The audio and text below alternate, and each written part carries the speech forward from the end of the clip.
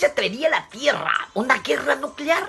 El día de hoy tocaremos este tema, no sin antes mencionar de que en las Sagradas Escrituras encontramos distintas profecías relacionadas al tiempo del fin, a los acontecimientos finales, y una de ellas se encuentra en Apocalipsis capítulo 16, versículo 16, que nos habla del inicio de una gran batalla final llamada la batalla del Armagedón. En ese sentido, en la actualidad se están dando diferentes hechos que pareciesen que fuesen el presagio del inicio de una gran guerra, de una gran batalla final, como por ejemplo la alta crispación entre Rusia y los países de la OTAN, que lejos de realizar acciones que produzcan paz, que generen tranquilidad, lo que hace es alimentar dicha crispación hasta convertirla en una olla a presión que en cualquier momento pudiese estallar. Como por ejemplo en estos días Estados Unidos trasladó al Reino Unido sus bombas nucleares por primera vez en 15 años y son 3 veces más potentes que la que usó en Hiroshima el pasado 6 de agosto de 1945. Y pareciese que fuese iniciativa militar de la OTAN. Además, esta acción es para desarrollar sitios nucleares en reacción a la invasión rusa en Ucrania. Pero Sergei Ryabkov, viceministro de Exteriores ruso, menciona, abro comillas, la seguridad del Reino Unido ni de Estados Unidos se vieron reforzadas con esta medida. Además, no existe alguna clase de intimidación en Rusia, cierro comillas.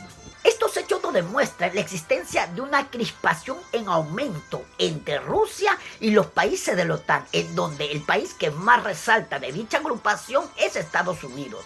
Ahora, es necesario mencionar la guerra que está librando Israel contra Hamas, este grupo paramilitar palestino, desde el pasado 7 de octubre del 2023, en donde Estados Unidos ha dejado ver su apoyo a Israel.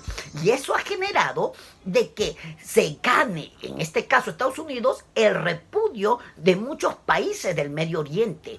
Y uno de ellos es Yemen, que ha dejado ver su repudio en estos días cuando los hutíes de Yemen han atacado distintas embarcaciones en el Mar Rojo como protesta al conflicto entre Israel y Hamas. No obstante, Estados Unidos ha lanzado ataques a Yemen, razón por el cual Yemen ha amenazado a Estados Unidos y el Reino Unido. Pero también es necesario mencionar que hace algunos días 3 soldados estadounidenses murieron ante el ataque de milicias pro-iraníes en Jordania.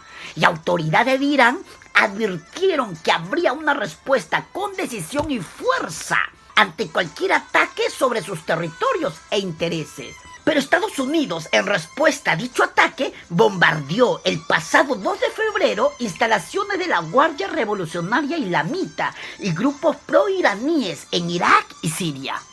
Estos hechos nos demuestran que Estados Unidos ha estado entrando en conflictos con grupos del Medio Oriente que defienden los intereses de Irán. Y esto es muy curioso, ¿por qué? Porque como lo dijimos hace un momento, Israel está librando una batalla contra Hamas, este grupo paramilitar palestino, y que de dicha guerra Estados Unidos apoya a Israel. Pero también hemos visto que Hezbollah, un grupo paramilitar libanés, ha ido atacando de manera consecutiva a Israel.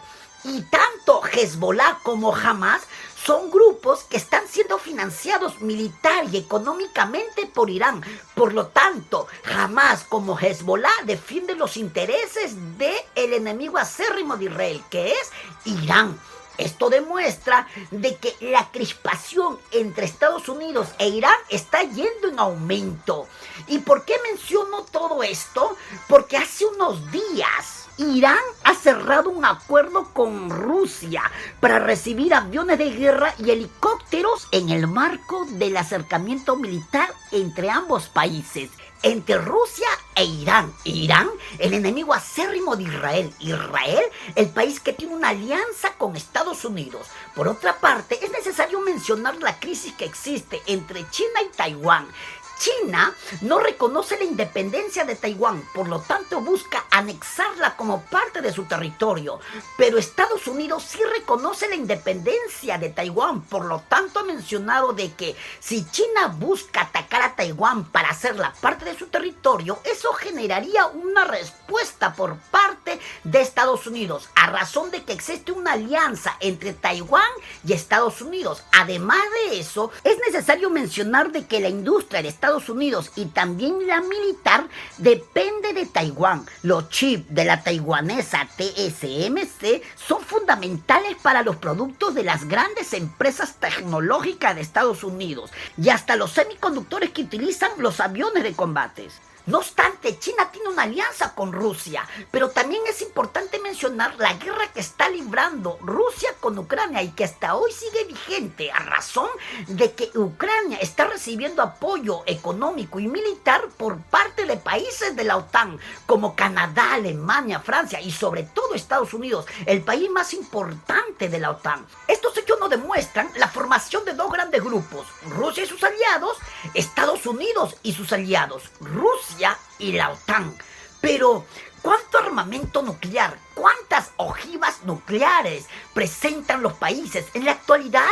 Pues es necesario mencionar que existen 12.000 ojivas nucleares entre las potencias mundiales. Por ejemplo, Rusia cuenta con 5.889 ojivas nucleares, Estados Unidos con 5.244, China con 420, Reino Unido con 225, Francia con 290, Pakistán con 170, India con 164, Israel con 90, Corea del Norte con 30 ojivas nucleares.